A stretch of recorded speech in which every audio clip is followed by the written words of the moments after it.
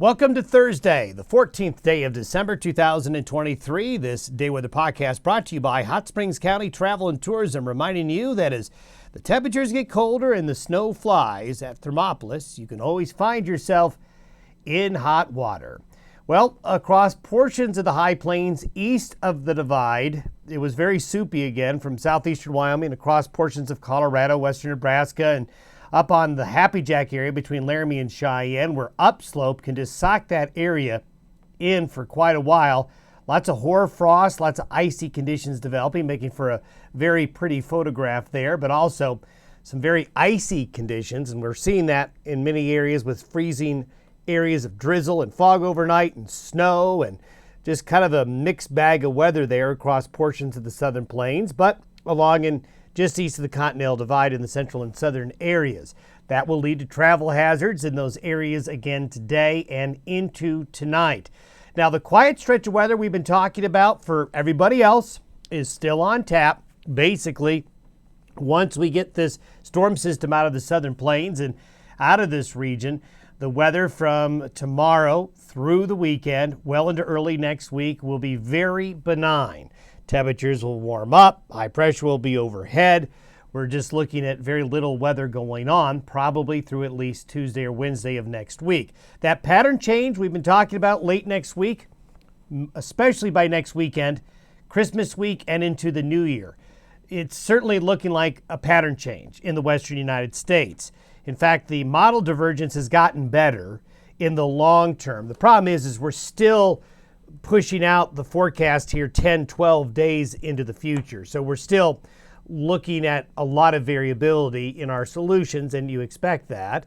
But we're starting to see sort of the same idea being portrayed by the long-range models. Thing is, it's too early for details, way too early for details. So stay tuned. Certainly, we're going to have some downtime here with not much weather going on to try to nail down that long-range forecast for you. Beautiful shot there from Patrice in Colorado Springs.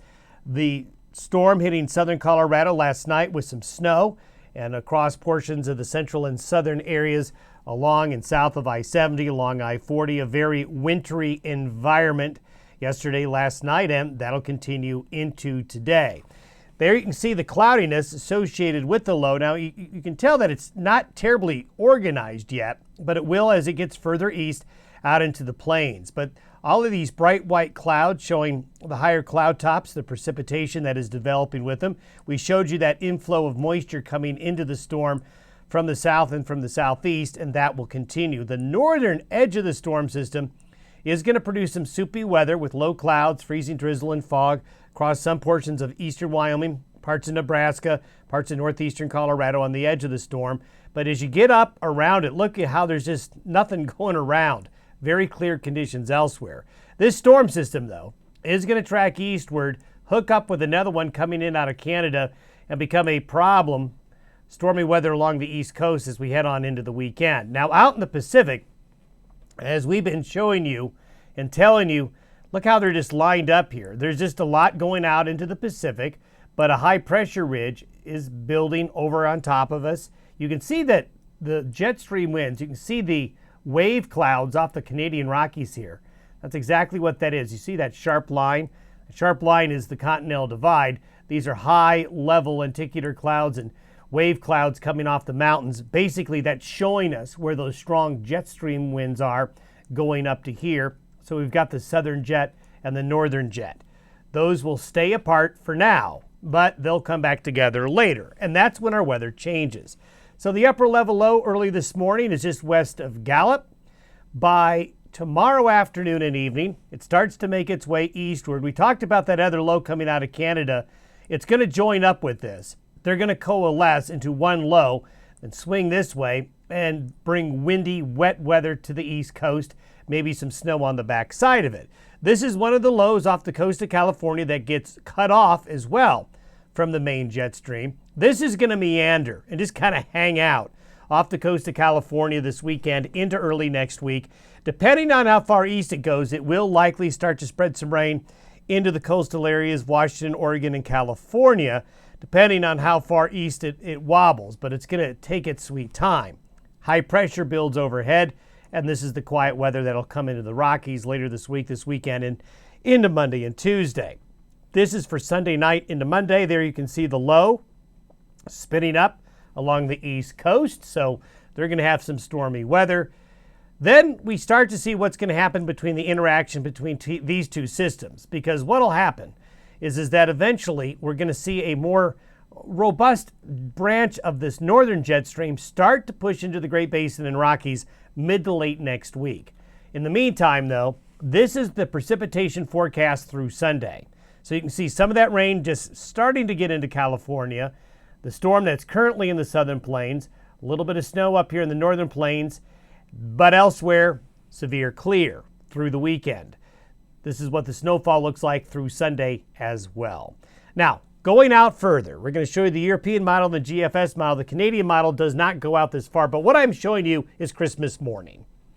So what we see in the European model on Christmas morning is a broad, disorganized trough of low pressure. In fact, we've got 3 areas of low pressure in the west. If you're going to get a big storm, it needs to be consolidated into one larger system and maybe a minor, smaller one. Right now, the European is bringing colder, wet weather into the west, but in a disorganized fashion. So it's hard to pinpoint in this particular scenario where the major moisture and the colder weather will be. It's going to be colder for everybody. But what we see is this broad trough coming on in. That's the European model Christmas morning. This is the U.S. model, the GFS model. So basically they're starting to say, well, they're talking something similar. Not exactly the same language, but they can kind of understand each other. And this broad area of low pressure coming on into the west is likely going to kind of come in and settle in and be around for a bit. And that's going to be probably starting sometime the weekend after this one into Christmas week. And if we were to go out even further, going all the way out to 2 weeks, this is right around the end of December with this broad area of low pressure setting up over the 4 corners and sticking around. Take this with a grain of salt. This is just for display purposes only.